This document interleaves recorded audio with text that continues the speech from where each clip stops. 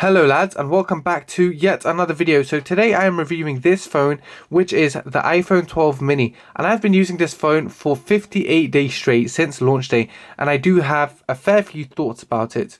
So just before we start the video, I wanted to explain how this video is going to go. So I'm going to go ahead and talk about all the positive points about this phone, and I'm going to move on to all the negative. But before we do that, I need to give this phone a wipe.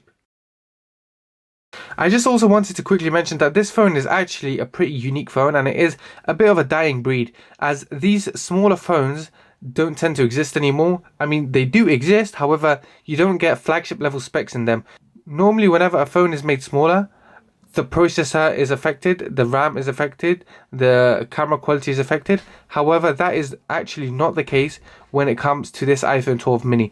So first things first, I want to talk about the size. It may sound weird, but this phone was actually so refreshing coming from my 11 Pro Max I had. I downsized into this iPhone 12 mini alongside another Android phone I use.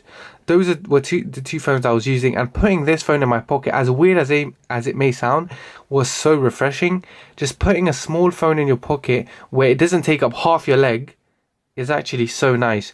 You sometimes even forget that this phone is in your pocket because of how small it feels and how different it feels if you're coming from a bigger phone. And let me quickly talk about reachability, because this is one of the few phones that I've used in a long time where I can single-handedly, confidently reach to the top left-hand corner, top right-hand corner, bottom left-hand corner, bottom right-hand corner without bringing in a second hand or without using those pop sticks or whatever they're called on the back either. So as you guys can see, there's no problem, no issue whatsoever. Everything in terms of reachability is reachable if you just have average sized hands.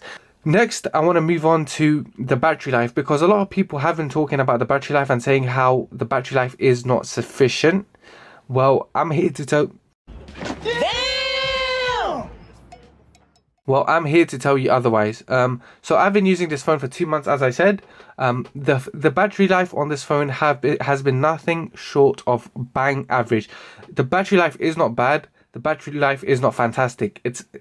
It's the most average battery life you can get, and that is not a bad thing, because normally phones that are smaller tend to sacrifice a lot of battery life, and this phone doesn't. You will still get bang average battery life with this phone, and I can tell you guys my usage. So for example, for me, I use this phone daily, and I would get easily 5 hours of screen on time on average use. So average use consists of using the camera app for a bit, taking a photo or a video clip here and there.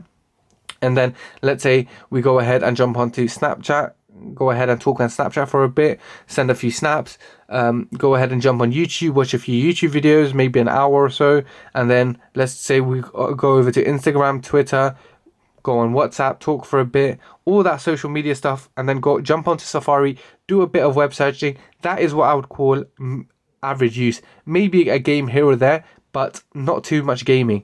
So that is what I would call medium use, and I would be able to get easy 5 hours average, and then sometimes it would go up to 6 hours average, depending on the brightness I use. And if you wanted to, you could easily juice out 7 hours from this phone. If you turn down the brightness or put it in power saving mode, you would easily get 7 hours. So battery life for me personally is not an issue if you're an average user of a phone. However, I do have to preface this by saying that if you do game a lot, or if you do go ahead and jump on Google Maps a lot, you will drain the battery, because the battery is small. So if you go ahead and game for a couple hours straight, for like 3 hours straight, the battery will probably die. I'm just talking about the average person's battery life will be no short than average. So just quickly, I wanted to touch on 5G, as I did remove my SIM card from this phone just yesterday. So I did use 5G on my iPhone 12 mini, and it did take a hit on battery life. I did notice an hour or an hour and a half of decreased battery life, and I thought it was worth mentioning, just because some people may buy this phone because of its 5G capabilities. And if that is the reason you're buying this phone, just bear in mind that if you do use 5G, your battery life will take a little bit of a hit. It's nothing major, but it will reduce your battery life by an hour or so. So that is what I've noticed in my own personal use. So your experience may vary. Whilst we're on the topic of 5G, I just wanted to quickly also touch on the internet speed I have been getting inside my own house. The speed is no short of beautiful, and as you guys can see there, I've been getting 300 megabytes download speeds, which is absurd, to be completely honest. So yeah, wow. 5G performance is top notch. I will have to give it that. I also wanted to talk about another major talking point, which are the cameras on the back. So I have been using this iPhone 12 Pro Max for just over a day now. When it comes to photo taking and ultra wide photos, I genuinely cannot tell the difference between the iPhone 12 mini and the iPhone 12 Pro Max. And that says a ton, because the iPhone 12 Pro Max cameras are genuinely insanely good. Let's just go ahead and take a photo of this mouse. I'm just going to go ahead and show you here real quick. There is literally no difference at all in terms of quality. You guys can see here that genuinely they are indistinguishable in terms of quality. The pictures on these two phones are indistinguishable. It's very, very hard to tell. The only place that I would say the iPhone 12 Pro Max actually wins is during night mode photos. The night mode photos on the 12 Pro Max are a tad bit brighter, but that is genuinely because the main lens on the 12 Pro Max is a little bit bigger, which is why it does a little bit better in low light.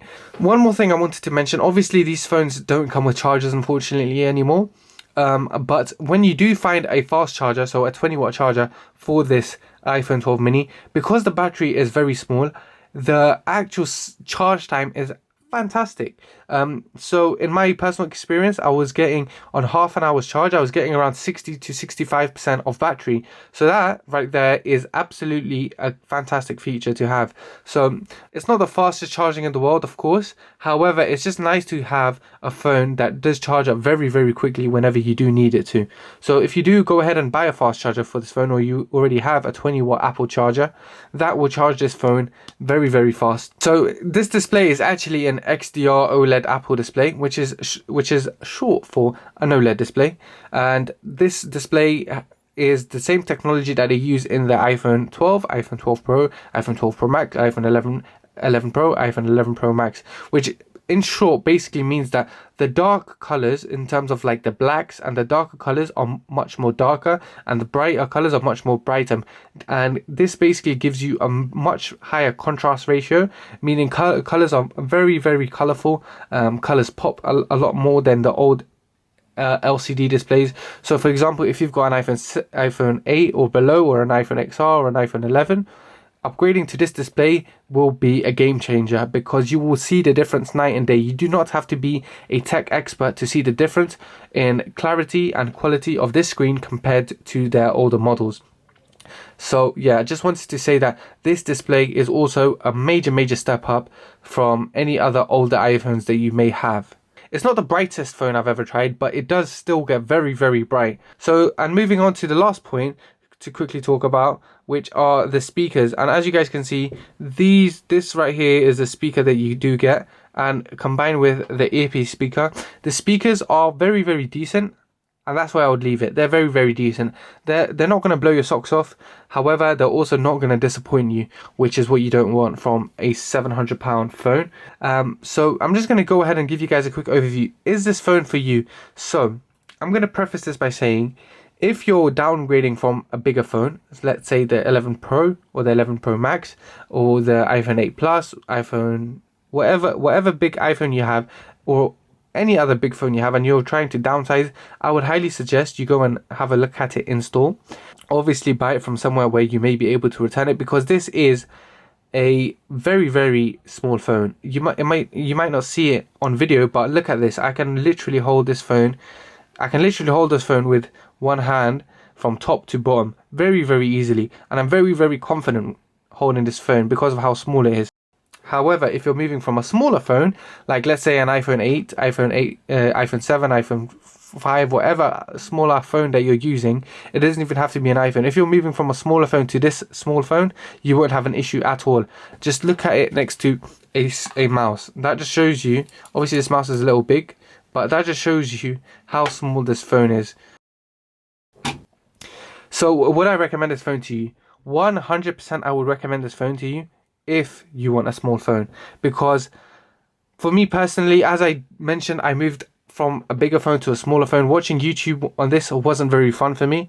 It was a little smaller than my personal taste. So that's why I am not sticking with this phone and moving on to a bigger phone again. So yeah, guys, that is my 2 cents on this phone. This phone is fantastic. It's a one-of-a-kind small phone with big phone features, big phone personality, and a small body. So that's why I say this phone is definitely worth the price tag if you're looking for a small phone. So guys, that's been it for today's video, and I hope you did enjoy the video. If you did, please do leave a like, as it does help out the channel a ton, and please subscribe if you're new. Thanks for watching, guys, and peace out.